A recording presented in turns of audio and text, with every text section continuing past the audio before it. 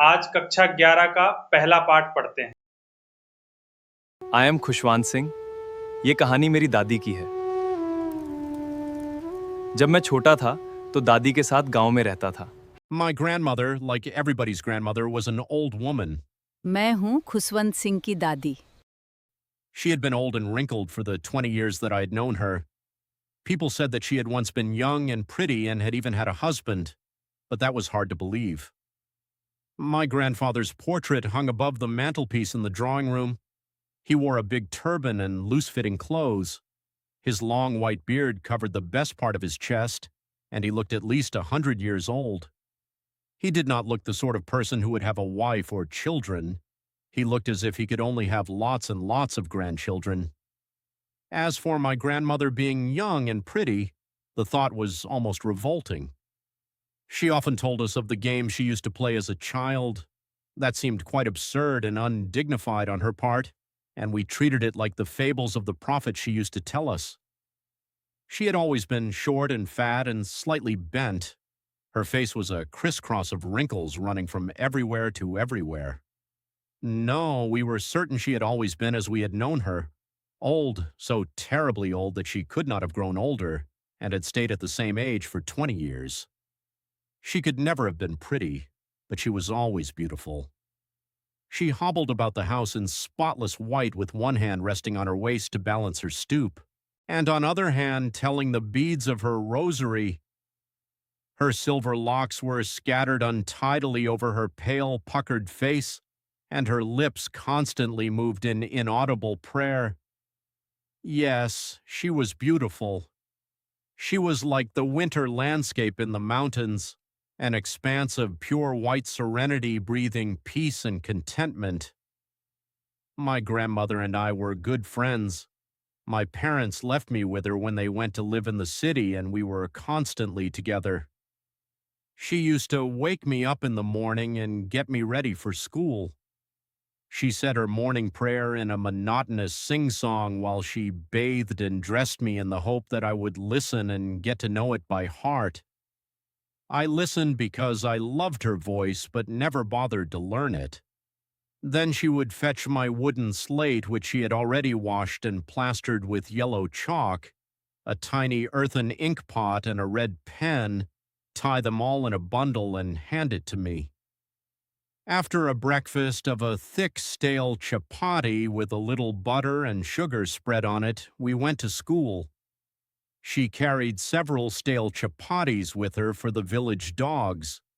My grandmother always went to school with me because the school was attached to the temple. The priest taught us the alphabet and the morning prayer. While the children sat in rows on either side of the veranda singing the alphabet or the prayer in a chorus, my grandmother sat inside reading the scriptures. When we had both finished, we would walk back together. This time the village dogs would meet us at the temple door. They followed us to our home, growling and fighting with each other for the chapatis we threw to them. When my parents were comfortably settled in the city, they sent for us. That was a turning point in our friendship. Although we shared the same room, my grandmother no longer came to school with me. I used to go to an English school in a motor bus. There were no dogs in the streets, and she took to feeding sparrows in the courtyard of our city house. As the years rolled by, we saw less of each other. For some time, she continued to wake me up and get me ready for school. When I came back, she would ask me what the teacher had taught me. I would tell her English words and little things of Western science and learning, the law of gravity, Archimedes' principle, the world being round, etc.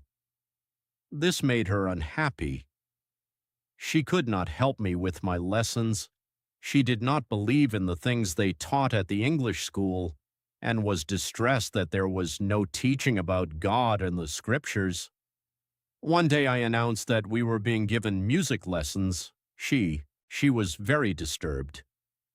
To her, music had lewd associations. It was the monopoly of harlots and beggars and not meant for gentlefolk. She said nothing, but her silence meant disapproval. She rarely talked to me after that. When I went up to university, I was given a room of my own. The common link of friendship was snapped. My grandmother accepted her seclusion with resignation. She rarely left her spinning wheel to talk to anyone. From sunrise to sunset, she sat by her wheel, spinning and reciting prayers. Only in the afternoon she relaxed for a while to feed the sparrows. While she sat in the veranda breaking the bread into little bits, hundreds of little birds collected round her, creating a veritable bedlam of chirrupings. Some came and perched on her legs, others on her shoulders, some even sat on her head. She smiled but never shooed them away. It used to be the happiest half hour of the day for her. When I decided to go abroad for further studies, I was sure my grandmother would be upset. I would be away for 5 years, and at her age one could never tell. But my grandmother could. She was not even sentimental. She came to leave me at the railway station but did not talk or show any emotion. Her lips moved in prayer, her mind was lost in prayer. Her fingers were busy telling the beads of her rosary. Silently she kissed my forehead, and when I left I cherished the moist imprint as perhaps the last sign of physical contact between us. But that was not so. After 5 years I came back home and was met by her at the station. She did not look a day older. She still had no time for words, and while she clasped me in her arms I could hear her reciting her prayers. Even on the first day of my arrival, her happiest moments were with her sparrows, whom she fed longer and with frivolous rebukes. In the evening, a change came over her. She did not pray. She collected the women of the neighborhood, got an old drum, and started to sing. For several hours she thumped the sagging skins of the dilapidated drum and sang of the homecoming of warriors. We had to persuade her to stop to avoid overstraining. That was the first time since I had known her that she did not pray. The next morning she was taken ill. It was a mild fever and the doctor told us that it would go. But my grandmother thought differently. She told us that her end was near. She said that since only a few hours before the close of the last chapter of her life she had omitted to pray, she was not going to waste any more time talking to us. We protested, but she ignored our protests. She lay peacefully in bed praying and telling her beads. Even before we could suspect, her lips stopped moving and the rosary fell from her lifeless fingers. A peaceful pallor spread on her face, and we knew that she was dead. We lifted her off the bed and, as is customary, laid her on the ground and covered her with a red shroud. After a few hours of mourning, we left her alone to make arrangements for her funeral. In the evening, we went to her room with a crude stretcher to take her to be cremated. The sun was setting and had lit her room and veranda with a blaze of golden light. We stopped halfway in the courtyard, all over the veranda and in her room right up to where she lay, dead and stiff, wrapped in the red shroud. Thousands of sparrows sat scattered on the floor. There was no chirruping. We felt sorry for the birds, and my mother fetched some bread for them.